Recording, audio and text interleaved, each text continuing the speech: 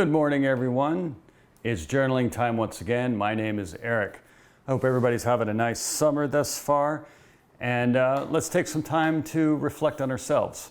So today I'm going to keep it really short. I just want to get the session in because sometimes we just need to keep the consistency going. So for anybody new today who happens to just be starting journaling or not knowing the process, it's very simple. For at least the way I see journaling, and I've been doing it for, over a decade now, I guess. But what I recommend is the following. Don't worry about spelling, don't worry about format, don't worry about what to write. The real key in journaling is to connect with yourself. And the best way to do that is to get yourself thinking in the present, or to kind of pull ourselves to the present. Most of the time, we're thinking in the future, worrying about whatever tasks we have to do, whatever stresses we have in life, and so forth, or maybe sometimes in the past. It's hard to bring us into the future, particularly in today's times with so much inundation of stimulus from so many different facets, TV, phone, et cetera, et cetera. So the best way to do that is journaling, is what I have found. So just simple guidelines we can follow. I always recommend trying to be consistent in terms of the time of day you do it and also the place you do it. And sometimes you have to, adjust. Life is about being flexible. But when you're writing, if you're not sure what to write, if you happen to be new to this, just write, I don't know what to write. I wish I knew what to write. Just whatever words, whatever ideas are bouncing around inside your head, just get them to the page. And then you may think, well, I could just be thinking this, why do I have to write it? Well, there's differences here. And I've learned this in my years of teaching from different forms, from straight up academia type things, from like math and sciences, things like that, as well as to martial arts, and when I actually did music too. I found that when you do something physical, when you're learning something, some kind of physical act, the more physical, the deeper or the more potent the learning will be. And it holds similar true with journaling too. The mere act of writing, and this is an advocate for writing by hand as opposed to typing. And I heard something a while ago, the mere act of writing and seeing your pen move connects your eye to what you're thinking, and that has a certain beneficial effect. It connects you with your thoughts. It pulls you into the moment. And when we get into the moment, we can start to tap into our subconscious, and the subconscious where we can start to release whatever issues or whatever things, good and bad, that are in our head. We want to tap into that. We may have good ideas, we may have desires, we may be things we need to become aware of so we can be aware of them so we don't have to keep falling in the same patterns. So for this, I recommend getting a fast pen.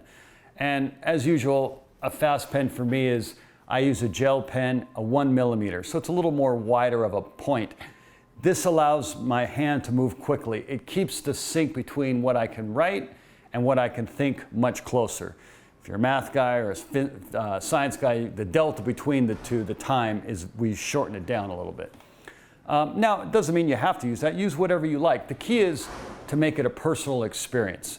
So having your personal environment, having your time where you're not going to be distracted by either your children, family members, or whatever may be going in your life, dogs. I have a couple of dogs. And I always usually journal after I take them on a walk, or sometimes if it's early enough before they get woken up. That way, I get my stuff out of the way first. And that tends to be an issue that in the modern world a lot of people have. We tend to put a lot of our energies to other people or the job or other things first. And then over time, when you run this for a year or a couple of years or years sometimes, we can feel depleted.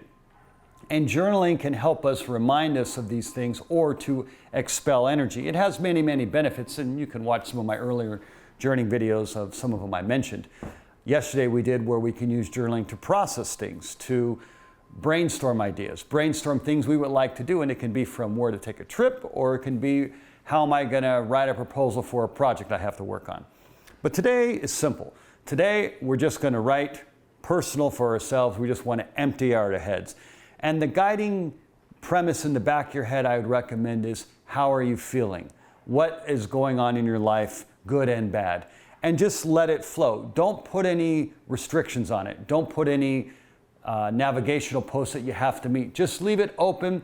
The only guidelines are keep the pen moving. Don't worry about spelling. Don't worry about grammar. Don't worry about format. just keep the pen going, one full page. So with that, let's get to work. But before we get to work, get your favorite beverage. I have the leftover of my coffee from earlier today. I always kind of like to do it. It kind of becomes like a ritual, kind of like a ceremonial type thing. And I'll just reflect on this one. This is one of the 4 journal books that we're offering. Morrow Brand is sponsoring Fine Mathematics. And these journals are on sale on Amazon. And there's 3 more styles besides this one. If you need one, just for a handful of dollars, you can get one. And the nice thing about these, they have the prompts that I have found that I like to have. Basic prompts, location, mood, date, time. And that way when you reflect back on these things in the future, if you do, which most time you probably won't, you kind of get an orientation of what was going on in your head. So without any further ado, let's get to work. So today, location, I'm at my home. My mood, I'm pretty good today. The date is the 20th of July, and the time for me is 11:18 a.m. And once again, as a guiding starting off premise, I always recommend the first sentence, how is the day outside? Just to kind of orientate what's going on. And with that, anything you want to open prompt today. How are you feeling though? How is your general mood? And try and just kind of dig in and try and go to the places mentally that you normally would steer away. And it could be steering away from habit. Let's try and dig into this stuff. This is really, journaling is a process of self-discovery as well too. So enough talk, enjoy the process everybody, and I'll see you at the other end.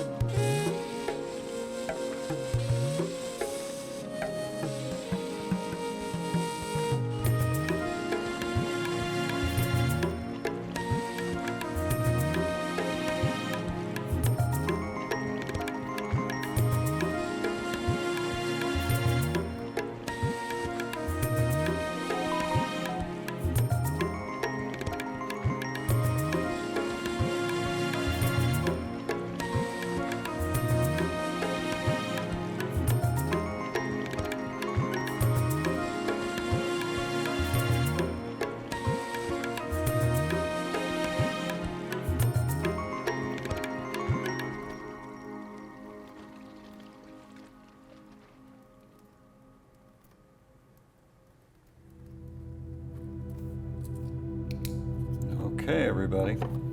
Yeah, it wasn't so bad. Actually, I kind of like these new books. Anyways, I hope everybody was able to finish. If not, please continue writing. And remember that if you didn't fill out the full page, that's totally fine. Do your best to try and finish the page. I usually, for students, I always try and use the barometer as completing a page as when to know when you're done. Now, you may be in the middle of a thought or an idea. You can always continue writing onto the next page, even if it's only halfway. I mean, it's your journal book, and to be honest with you, the cost of journal books is negligible. However, personally, I always like to try and finish complete pages. So if you can play these little kind of games with yourself and these rules, that if you go on to the next page and you didn't quite finish it, finish the whole page before the journaling session is done. And you'll find very quickly that what may have seemed really hard to write, that amount of stuff, in reality isn't that hard at all. If I think back to when I was a junior high and even high school, or even 10, 15 years ago when I first started journaling, it was about 15 years ago, I guess, I followed a book called The Artist's Way. And it was a similar book. It was more geared towards breaking writer's block for people. But in reality, the central component was journaling daily. She had it, you write 3 full pages a day, same rules, whatever you want. And then she had kind of additional exercises every day as well too, and as you go through her course. And I would recommend that book, but the central engine of it was journaling. And I remember doing that, and then I disappeared from it for a year or so after I wrote for a year or so, came back to it and then disappeared again. And I kind of oscillated back and forth. And then the last few years, and in particularly the last 3 to 5 years, I've pretty much been journaling almost every day. And I even have I love journal books. I have a journal book for just when I travel, a little one, and I have my daily journaling books, and I have a journaling book which I use as just during the quarters, so I can kind of see how am I progressing, kind of like a report card, towards my goals of the year. And these are just ways that I connect with myself. And I have found that it's a very pleasant process, and I always usually feel a lot better after I've done journaling. Because at the end of the day, we all have our similar routines. We have to go to either school or work or whatever it is that we have to do in life. And we can usually get lost in that stuff, the daily activities of life. And sometimes we need to connect back with ourselves to see, wait, how are we doing? How are we feeling? Are we going towards whatever goals we want to do? And I'll be honest with you, most people are just here, going through their daily lives, their career, their schools, whatever it is, and we kind of lose track of what we're doing it for. When you're in school or college or something like that, it's kind of dictated for you that you're trying to graduate, trying to finish this class, get a good grade. So there's already kind of a target, there's a trajectory in there. And when you get out of school, we can lose that because, if you're working, it just kind of loops back around, and we have to kind of keep track of, wait, I'm going to work for this year, next year, where do I want to be? And when we lose track of where we're going, we can kind of disconnect from ourselves, and we can kind of slip into sometimes depression or anxiety, and things can kind of break down. Journaling is one of the aspects to connect with ourselves, not only to find out what the problems are, but also to find ways to deal with them. Because once you're aware of them, you can say, well, just by asking yourself a question, how could I deal with this issue? And just journal about it. Take 2 or 3 pages. And then, you don't have to journal it for a day or two, come back in a day or two, and then next thing you know is it's been processing in the back of your mind or in the subconscious. And next thing you know is you have a few ideas, and then if you learn how to implement them into your life, next thing you know is you're already on your way to fixing it. And I found that as we continue to work on ourselves and it becomes a daily task, that life tends to move much smoother. It's easier to go about the mundane tasks, walk the dogs, wash the dogs, take out the garbage, things, you get the idea, things like that. And then also we can also move towards things besides ideas we want to accomplish, but also how to fulfill our lives, from going on trips to going out to buying yourself little presents, things like that. All of these aspects make life full. And it's a continual process. And I'll leave you with one little term that I learned from martial arts. And most people have heard this. You hear it in like karate do, taekwondo. There's always that aspect of do. And from the East, do is art and or way of life. So art in the sense that it's continuously evolving and it's creative because you can design your own life. Way of life means the daily practices. It becomes a behavior. So journaling becomes an aspect of your life like brushing your teeth. And I would say it's equally as important as brushing your teeth. And it should be done as most daily. I find that when I don't do it, I tend to get pent up and the day ends up feeling like I didn't accomplish anything, even if I've done the exact same tasks of the day before. We need to connect with ourselves first. Enough talk today. Anyways, I hope everybody has a great summer day. Go and enjoy yourself, and always remember, enjoy the process. Have a good day, everyone. See you next time. Take care.